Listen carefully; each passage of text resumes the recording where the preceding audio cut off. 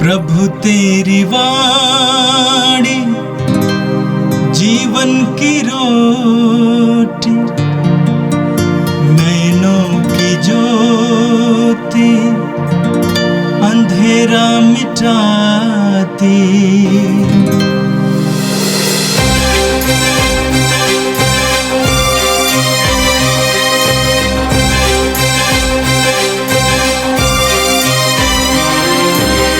प्रभु तेरी वाणी जीवन की रोटी, नैनों की ज्योति अंधेरा मिटाती। प्रभु तेरी वाणी जीवन की रोटी, नैनों की ज्योति अंधेरा मिटाती। वाणी वाणी वाणी वाणी वाणी पवित्र है, शाश्वत है, जीवन का मन्ना है।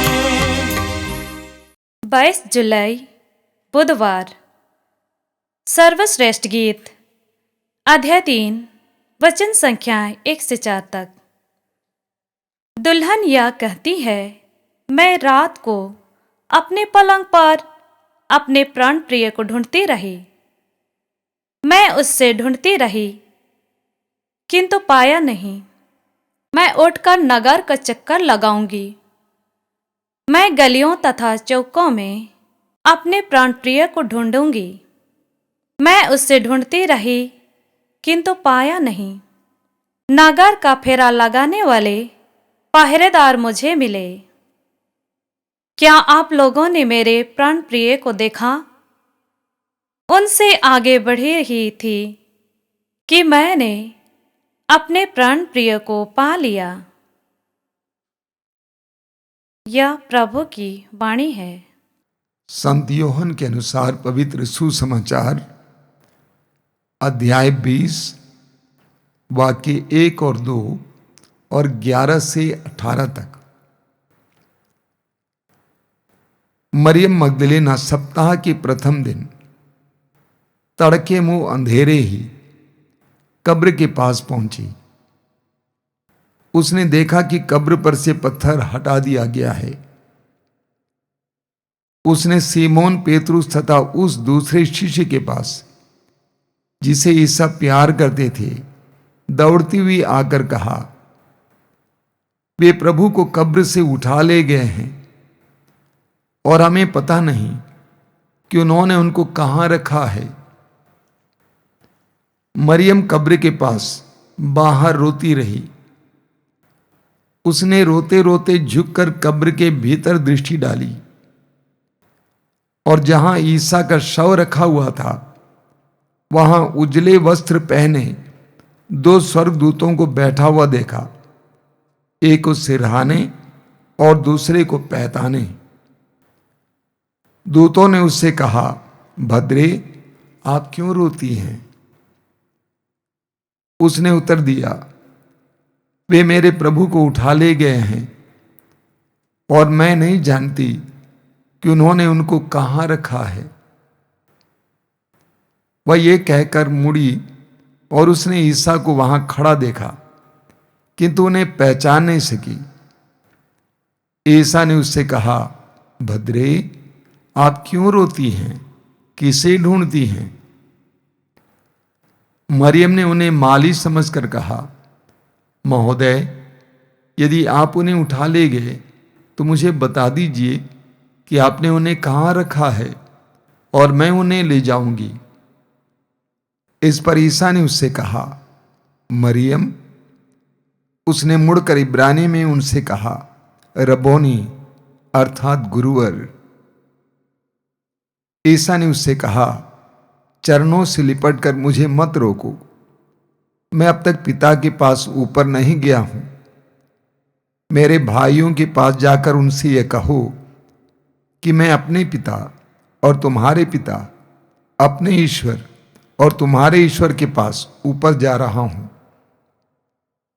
मरियम मगदलेना ने जाकर शिष्यों से कहा कि मैंने प्रभु को देखा है और उन्होंने मुझे यह संदेश दिया। यह प्रभु का दिव्य सुसमाचार है।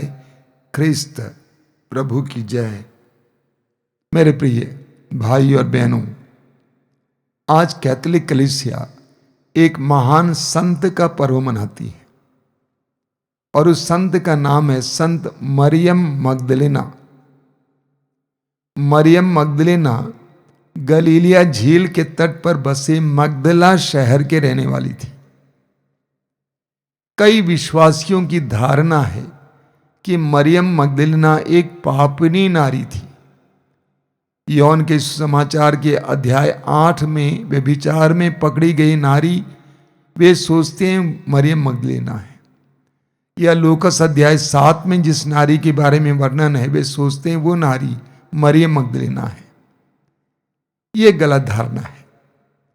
वास्तव में सुसमाचारों में हमें मरियम मगदलेना के बारे में स्पष्ट विवरण मिलते हैं। लूकास के सुसमाचार के अध्याय 8 उसके वाक्य 2 में हम पढ़ते हैं कि प्रभु ने उसमें से 7 अवदूतों को निकाला था।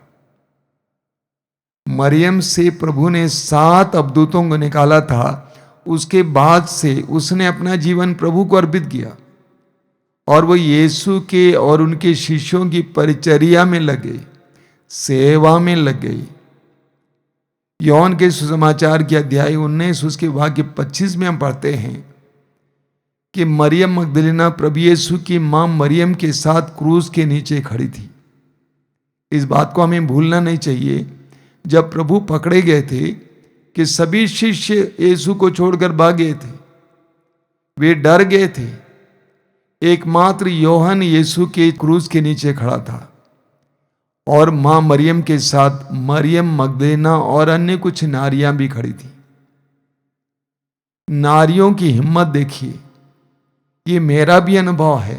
विश्वास के मामले में नारियां अडिग होती हैं और मजबूत होती हैं, अपने विश्वास के लिए खड़े होने के लिए तैयार होती हैं। मरियम मगदलेना के अंदर इतना सामर्थ्य था, इतना विश्वास और साहस था कि वो यीशु के पीछे पीछे चलती रही और यीशु के क्रूस के नीचे खड़ी रही। मार्कुस के समाचार के अध्याय 15 उसके वाक्य 47 में पढ़ते हैं कि मरियम मगदलेना ने देखा कि यीशु किस कब्र में रखे हुए थे। आज के सुसमाचार में मरियम के बारे में और वर्णन है। मरियम हमारे लिए एक सुंदर आदर्श है। वो बंधनों में पड़ी हुई थी, अवदूतों के वश में थी, अवदूतों के बंधन में थी, लेकिन बंधन से आजाद होने के बाद उसने अपना जीवन प्रभु को अर्पित किया। उसने अपना जीवन प्रभु को अर्पित किया और प्रभु की सेवा में लगी रही और प्रभु के कार्य में लगी रही। हमारे जीवन में प्रभु ने हमारे लिए बहुत सारे वरदान दिए हैं, हमें कई प्रकार के बंधनों से आजाद किया है, हमारे जीवन में तरक्की लाई है, हमारे जीवन में अलग अलग प्रकार की कृपाएं दी हैं। हमें भी मरियम मगदलेना की तरह अपने को प्रभु को समर्पित करने की जरूरत है। और इतना ही नहीं, अपने जीवन के द्वारा दूसरों को भी प्रभु के पास लाने की जरूरत है। आज का पहला पाठ सुलेमान के सर्वश्रेष्ठ गीत के अध्याय 3 से लिया गया था। पाठ में आपने सुना, मैं सारी रात अपने पलंग पर अपने प्राण प्रिय को ढूंढती हूं, मैं उसे ढूंढती हूं किंतु नहीं पाती। भक्ति में इंसान ईश्वर के प्रति पागल हो जाता है। जिस तरह एक प्रेमी प्रेमिका के लिए, प्रेमिका प्रेमी के लिए आतुर रहती है, उसी तरह भक्त ईश्वर के लिए आतुर रहता है। स्तोत्रकार कहता है स्तोत्र 42 में, मेरी आत्मा तेरे लिए प्यासी है। जैसे हिरणी जलधारा के लिए तरसती है, उसी तरह मेरी आत्मा तेरे लिए प्यासी है। स्तोत्र 63 में स्तोत्रकार कहता है, जिस तरह धरती सूखी फटी धरती जल के लिए आतुर है। एक भक्त और ईश्वर के बीच का रिश्ता प्रेम का रिश्ता है, अटूट प्रेम का रिश्ता है। लोग जब प्रभु से प्रेम करने लगते हैं, एक तरह से दुनिया के सामने पागल से हो जाते हैं। प्रेम में भक्त का ईश्वर के प्रति एक आसक्ति होती है। आपने देखा होगा बारिश के मौसम में, बरसात के मौसम में कीड़े मकोड़े आग में या दीपक के सामने आकर गिरकर मर जाते हैं, अपने जीवन की आहुति देते हैं। इसी तरह मनुष्य के अंदर जब प्रभु ईश्वर के प्रति भक्ति आती है, वो अपने को वश में रख नहीं पाता है, वो उसमें एक तरह से पागल सा हो जाता है, अपने आप को समर्पित करता है मनुष्य। इसीलिए भक्ति को परम प्रेम माना गया है। भक्ति परम प्रेम है, सर्वश्रेष्ठ प्रेम है। भक्ति में मनुष्य अपनी पत्नी, पति, संपत्ति सब कुछ त्यागने के लिए तैयार हो जाता है, क्योंकि उनकी आत्माएं ईश्वर की आत्मा के लिए तरसने लगती हैं। संत अगस्तीन ने कहा है, मेरी आत्मा तब तक बेचैन रहेगी जब तक वो तुझ में लीन न हो जाए, क्योंकि वो तेरे लिए ही बनाई गई है। तो भक्ति में यही होता है। यही कारण है कि आज ही नहीं, इतिहास में लोग धर्म के नाम पर मरने के लिए तैयार हो जाते हैं, क्योंकि भक्ति में मनुष्य ईश्वर के प्रति आसक्त हो जाता है। मरियम मगदलीना के जीवन में भी हम यही देखते हैं।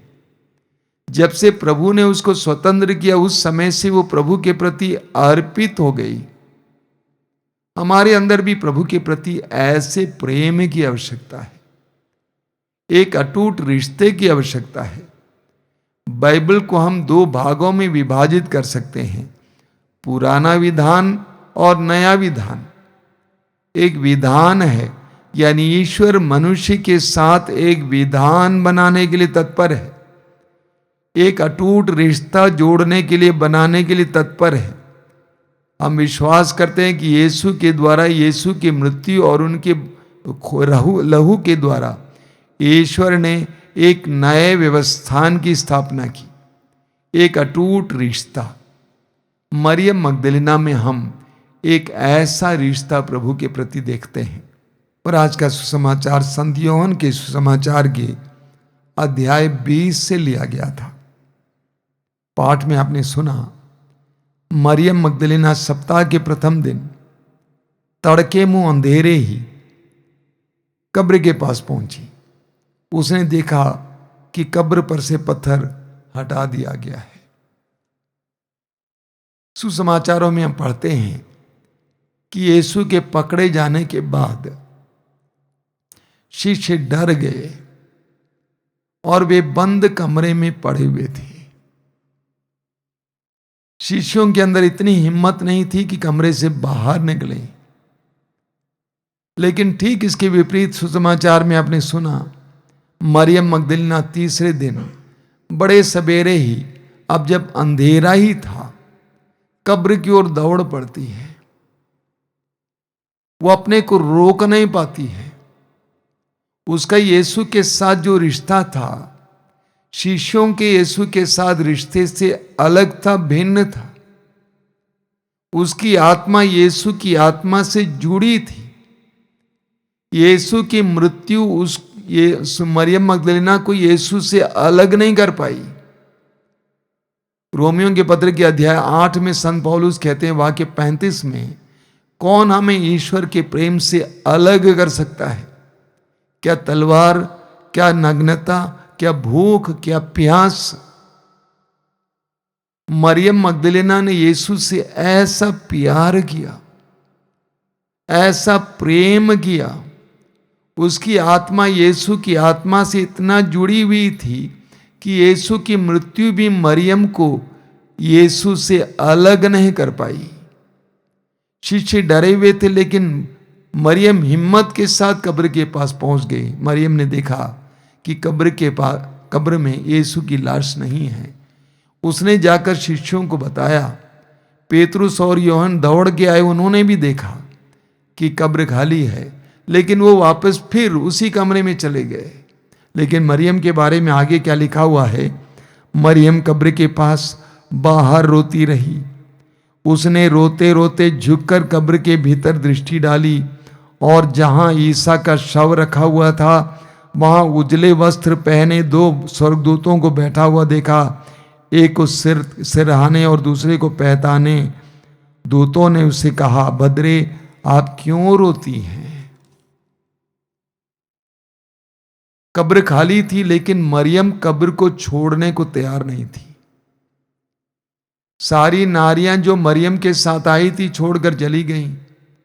पेतरुस और योहन भी छोड़कर चले गए, लेकिन मरियम कब्र के पास ही बैठी रहती है और रोती रहती है।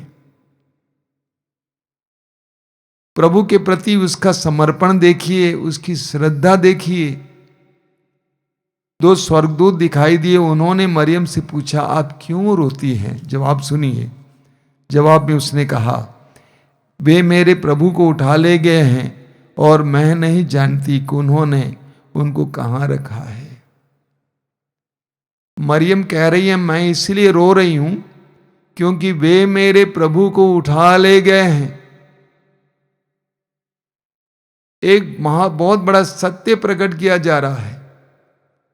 हमारे जीवन में भी हम दुखी होते हैं, उदास तब होते हैं जब प्रभु हमसे उठा लिए जाते हैं, जब हम प्रभु से दूर हो जाते हैं, प्रभु का सानिध्य हम में नहीं है तो हम भी उदास हो जाते हैं। मरियम ने कहा, वे मेरे प्रभु को उठा ले गए हैं और मैं नहीं जानती कि उन्होंने कहां रखा है। यह देखकर वो मुड़ी और उसने ईसा को वहां खड़ा हुआ देखा, किंतु उन्हें पहचान नहीं सकी। मरियम के अंदर इतना दुख था, इतने दुख से उसकी नजरें बंद हो गई थीं कि वो यीशु को पहचान नहीं पाती हैं, उनके गुरु को पहचान नहीं पाती है। जब हमारे जीवन में भी जब बहुत ज्यादा दुख होता है तो हम भी हमारे पास खड़े प्रभु को पहचान नहीं पाते हैं। प्रभु ने उससे पूछा, भद्रे आप क्यों रोती हैं, किसे ढूंढ रही हैं? प्रभु ने पूछा कि आप क्यों रो रही हैं, किसे ढूंढ रही हैं? तो मरियम का जवाब सुनिए। मरियम ने क्या कहा? मरियम ने कहा, महोदय यदि आप उन्हें उठा ले गए तो मुझे बता दीजिए कि आपने उन्हें कहां रखा है और मैं उन्हें ले जाऊंगी। मरियम के हृदय के भाव को देखिए। उसने कहा कि यदि आप जानते हैं कि उन्होंने कहां रखा है या आप उठा ले गए हैं तो बताइए कहां रखे हैं, मैं उन्हें उठा ले आऊंगी।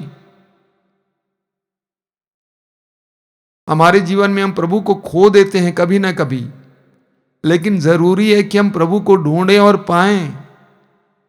हमारे अंदर भी ऐसी एक ललक होनी चाहिए, ऐसे एक दृढ़ निश्चय होना चाहिए कि चाहे कैसे भी मैंने प्रभु को गंवा दिया, खो दिया, मैं प्रभु को पाऊंगा, पाके ही रहूंगा।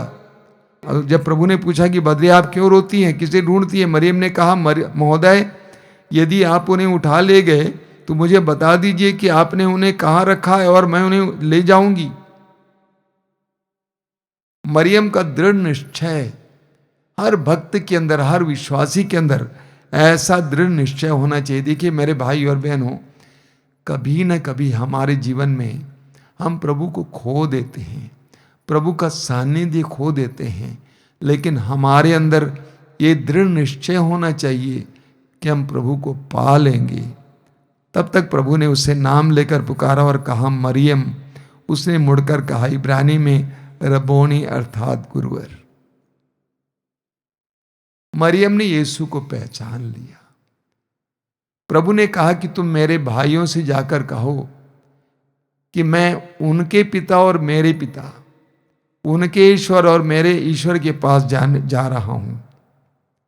मरियम वहां से दौड़ी और शिष्यों के पास जाकर उसने क्या कहा सुनिए। उसने कहा, मैंने प्रभु को देखा है और उन्होंने मुझे ये संदेश दिया है। मरियम चुप नहीं रही, वो शिष्यों के पास जाकर बोलती है कि मैंने प्रभु को देखा है और उन्होंने मुझे ये संदेश दिया है। वास्तव में मरियम मगदलीना के बारे में बोलते समय मैं कुछ गदगद हूं। क्योंकि मेरे लिए मरियम मगदलीना एक बहुत बड़ा उदाहरण है। बंधनों में पड़ी एक नारी, उसकी जिंदगी कैसी रही होगी। बंधनों से आजाद हो जाती है, संपूर्ण जीवन प्रभु की सेवा में समर्पित करती है, प्रभु के कार्य में समर्पित करती है। इतना ही नहीं, वो नारी पुनर्जीवित यीशु को पहली बार देखने वाली बनी। पुनर्जीवित यीशु ने सबसे पहले उसे दर्शन दिया। क्यों? क्योंकि उसने प्रभु को ढूंढा और पाया। पाने के बाद वह प्रभु के संदेश वाहिका बनी। हर विश्वासी को और मसीह को भी ये होना है। हम जहां थे वहां से प्रभु ने हमें छुड़ा लिया। प्रभु की सेवा करना, प्रभु के कार्य को आगे बढ़ाना और उसी तरह प्रभु के संदेश वाहक या संदेश वाहिका बनना हमारा परम कर्तव्य है। आइए हम प्रार्थना करें। प्रभु यीशु, धन्यवाद देते हैं आज के सुंदर दिन के लिए, मरियम मगदलीना के उदाहरण के लिए।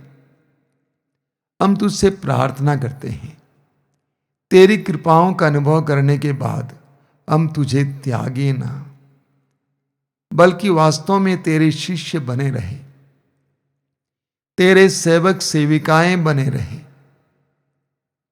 तेरे राज्य के लिए काम कर सके, तेरे सुसमाचार के संदेश